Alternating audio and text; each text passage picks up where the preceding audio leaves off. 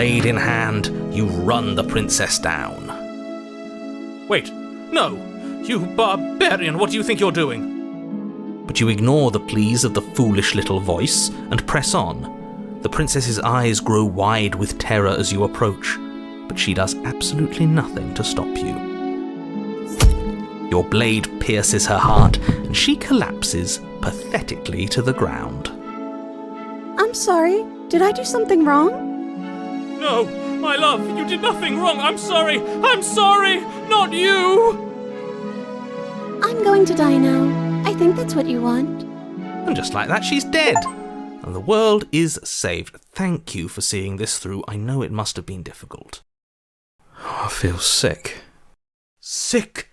You took part in the murder of the fairest creature that's ever lived. And you merely feel sick? I, for one, am absolutely distraught, grief-stricken, inconsolable. You'll get over it. You just saved everyone. Get over it? You smarmy ass. There's nothing in the world worth getting over it for. We might as well just end it all. You raise the blade, aiming the point directly towards your heart. Excuse me? No, you absolutely do not do that. Yeah, let's not make any rash decisions. We should give ourselves a minute, take a deep breath, and... Rash? The only rash decision we've made was running our cursed blade through her heart. This is far from rash. This is measured. This is the only thing left for us to do now that she's gone.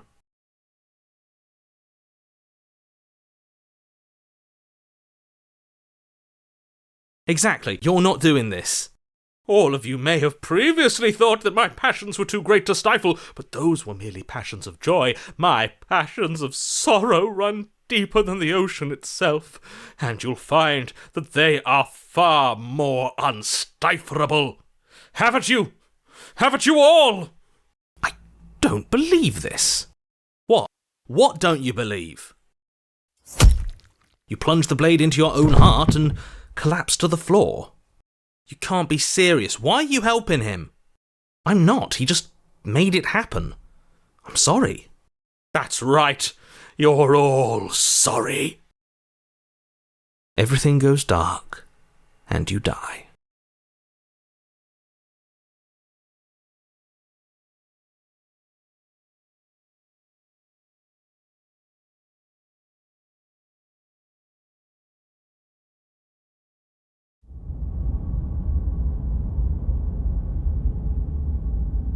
You're on a path in the woods. You horrid monster. Do you think just because we've returned to the woods you've earned my forgiveness? Our beloved had best be alive and well when we return to the cabin, or you'll never know the end of my wrath. She won't be alive and well when we return to that cabin, because she's dead.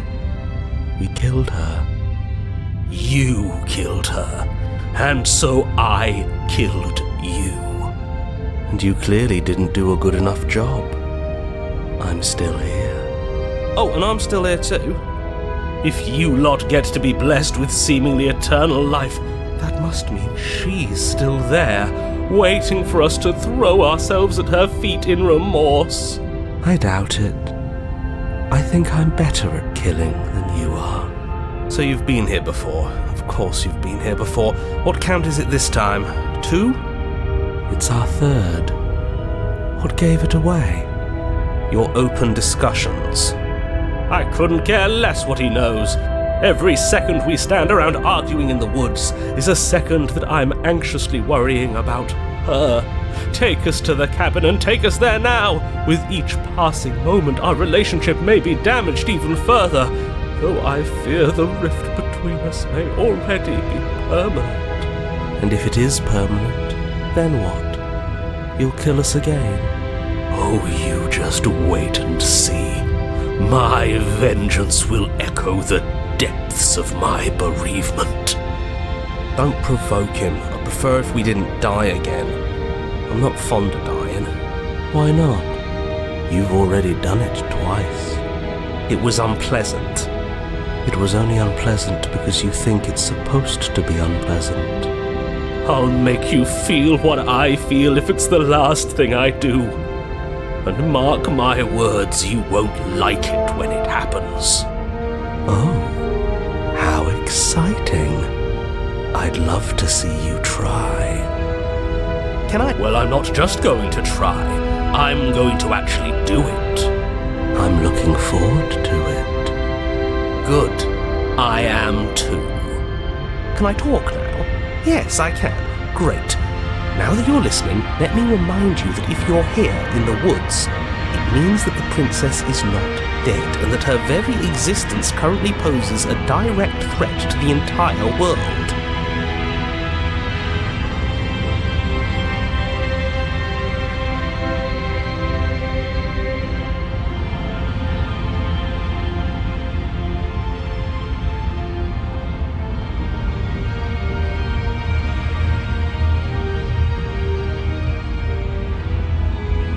Oh, it's clear, you murderer.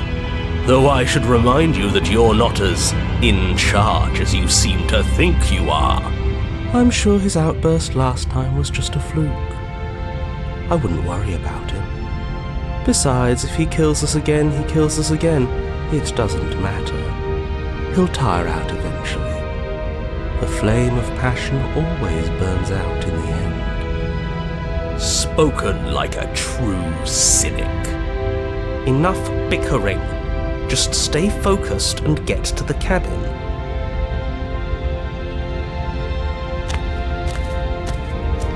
I'm sure you've already heard my words of warning in one of your past lives. You've already managed to slay her once, just don't muck it up this time, alright? Oh, we'll muck it up all right. We'll get our happy ending, even if it damns each and every person who's ever lived. Whatever you do, don't let him influence a single decision. He's clearly lost it. I hate that I'm agreeing with him on anything, but I really don't like being at the whims of someone so unstable. It's stressful. Yes, having all those feelings isn't very productive, is it? But we're just passengers here. Why stress over something you can't control? You're saying that like stress is just something you can turn off. It is. It's easy. Whatever happens, happens. Are you even alive? What's the point of doing anything if you're not going to feel a single emotion? I don't know. I just exist. And that's fine with me. This is horribly unproductive. The cabin and your extremely important destiny await.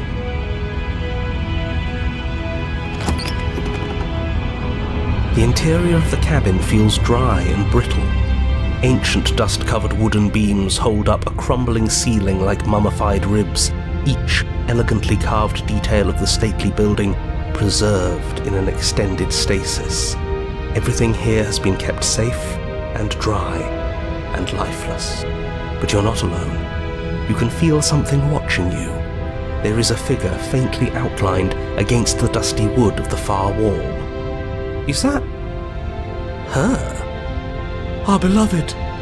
So she does live. She doesn't look very alive to me. Before you can make a move, the figure is gone, vanishing behind the door on the far side of the room. The door at the end of the room, but there isn't a door. There's a mirror, that's it. A mirror? Is this some kind of joke? Did you all plan this out before dying? There is no mirror. There's the door to the basement, the table, and the pristine blade. That's strange. There's supposed to be a pristine blade. Why isn't there a pristine blade? Maybe it's gone because we've already killed her with it. Perhaps it's gone because an oh-so-deserved guilt has started to worm its way into each and every one of you. Perhaps all of you do feel just as bad as I about what we've done. Though if you felt the oppressive guilt I feel, we would have manifested that weapon directly into our heart. I suppose it doesn't matter why the blade is gone, but you're going to have to find it if you're going to do this right. So why don't you march over to that door and make your way down to the basement?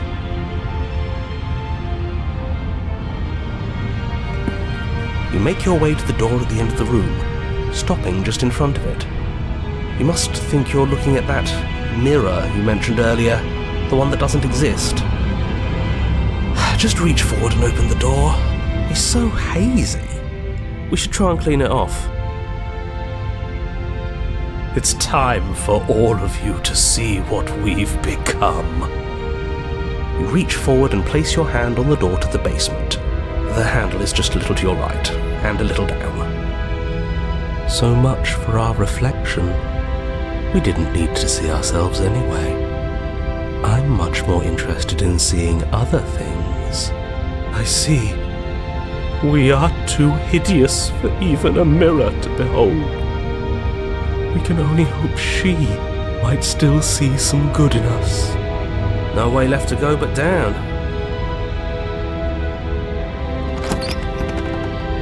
The door to the basement creaks open, revealing an antique staircase lit by weak torchlight. The air here is so stale it practically stands still, as if the very molecules of this place have been fossilized, trapped for eons until your arrival. Even the blaze of the torches can't penetrate the odorless air, as if they'd run out of fuel to burn ages ago, their light still flickering more out of habit than from adhering to a physical reality. A wispy figure watches you from the bottom of the stairs, face veiled in shadow. There she is again. My love! She's just an old memory. Your eyes lock for a brief moment, then she vanishes around the corner.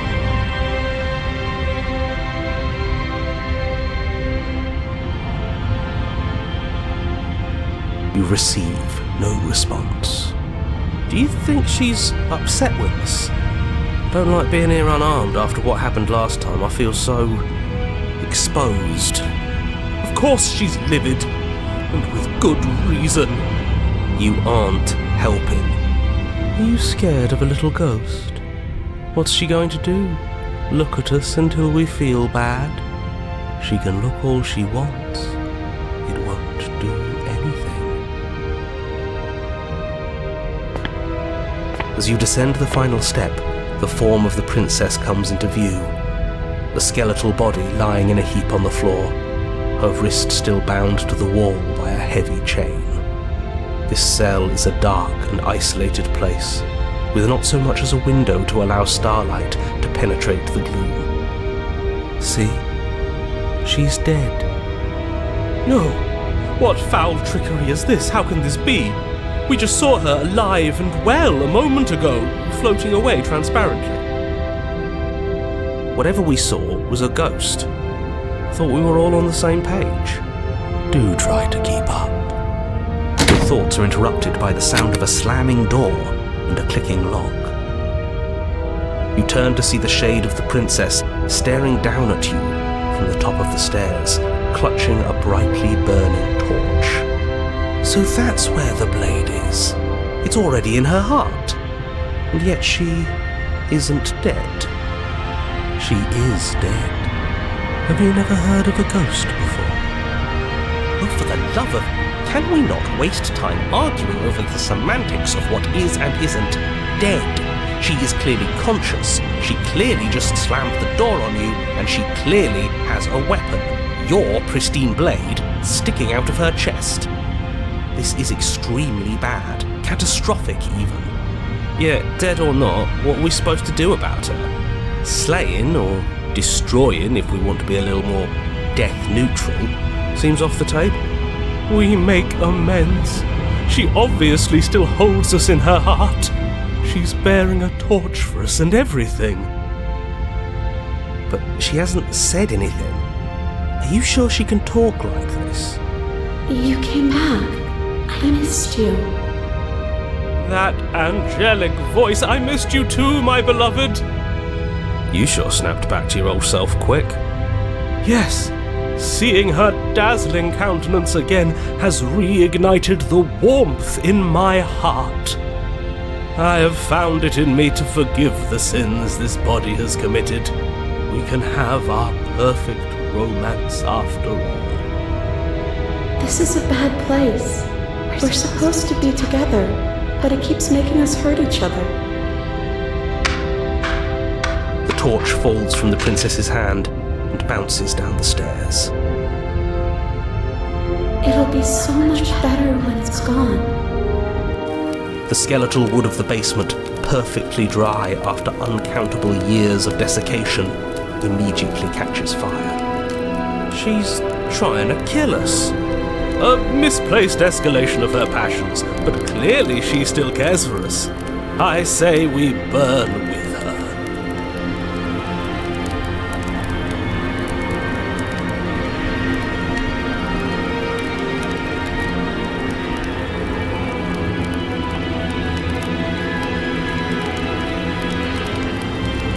It's okay. I'm going to burn too. And then we won't hurt anymore. She's right about the last part. Burning doesn't hurt forever. The fire grows quickly, devouring the basement, dancing up the walls and painting every surface with strokes of flame.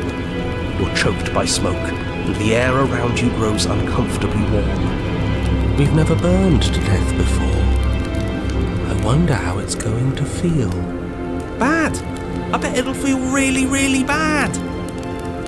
Yes, it will be terrible, so you'd better come up with something to do and fast. Your personal safety is far from the only thing she's threatening right now. I think a bit of fiery passion is good for the world. You're just trying to spoil her fun. I'm not spoiling anything. I'm trying to prevent oblivion.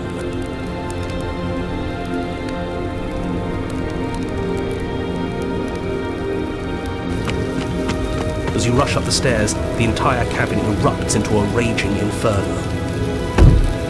You ignore the princess, throwing yourself headlong against the door, bashing at it with your clenched fists in a vain attempt at freedom. It's no use. You're stuck here.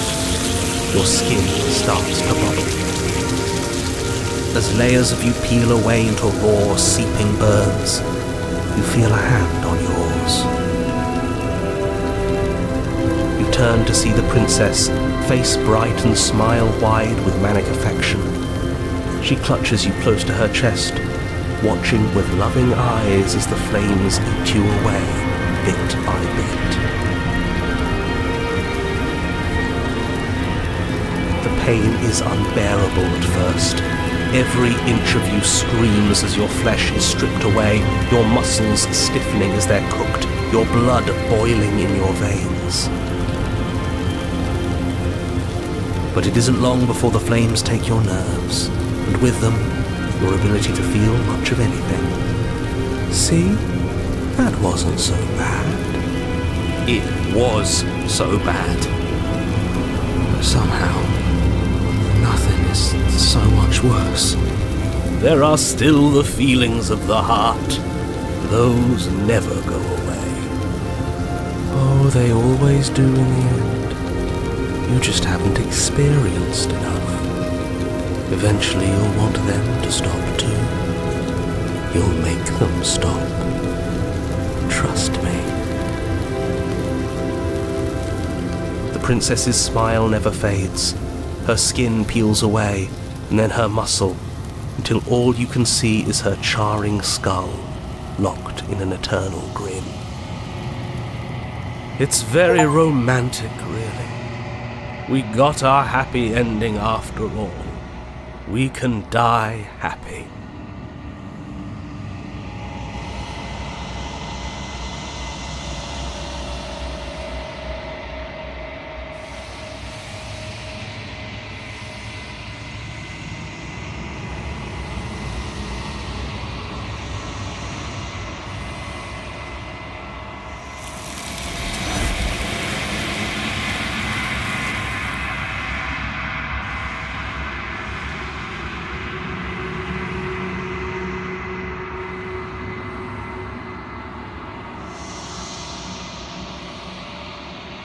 She's gone.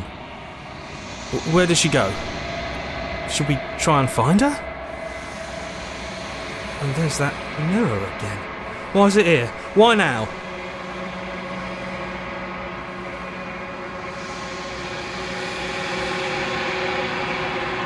I'm begging you, don't do this. It's different now. It feels, I don't know, final. Yes, I fear that we won't like what we'll see. What if we just sit here and preen for a while? That can't hurt, right? Ignore the cowards. You have to look.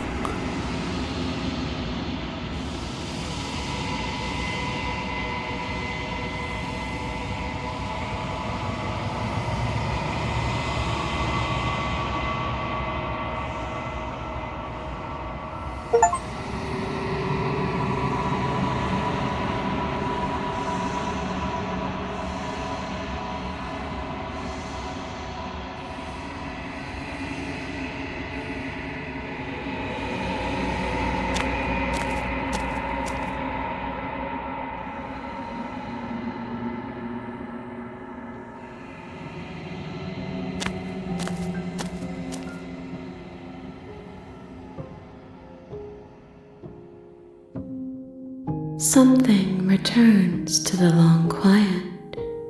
It has surrendered its path of annihilation and brings me the gift of a fragile vessel.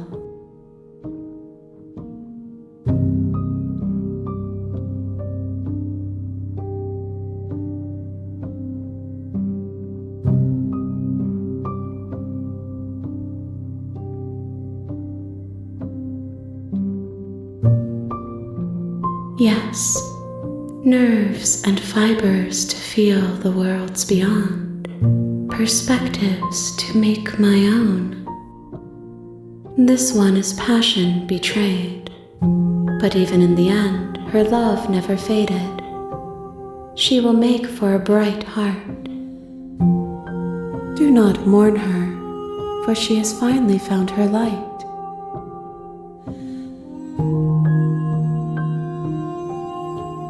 I am solitary lights in an empty city. What are you?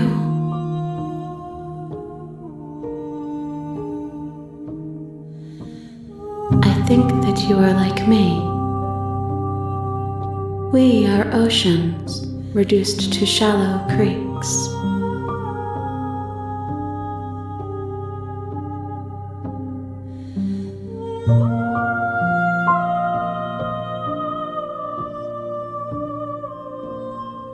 I know only that they are.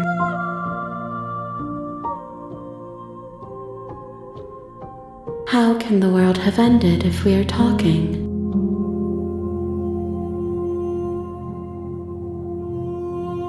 Vague recollections, empty tunnels without a mouth. I am sorry if I frightened you.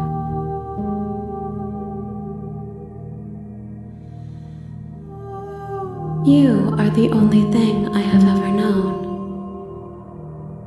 The space we're in is vacant. Nothing comes here but us.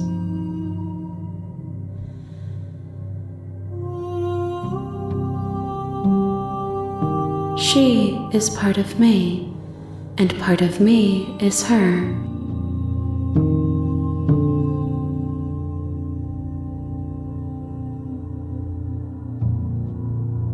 You speak in circles. Does it matter where one thing begins and another ends? Nothing, as we are, but I know that there are worlds beyond us, and that we are meant to reach them. There is no exit, but this vessel is a creature of perception. She can make you forget, if only you believe her to be able to. Bring me more perspectives so that I may be whole, and perhaps then we will know our freedom.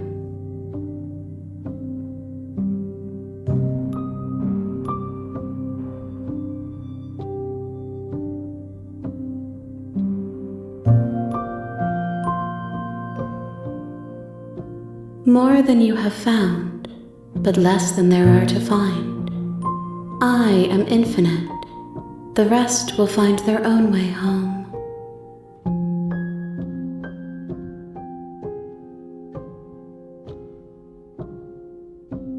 Everything, until we meet again.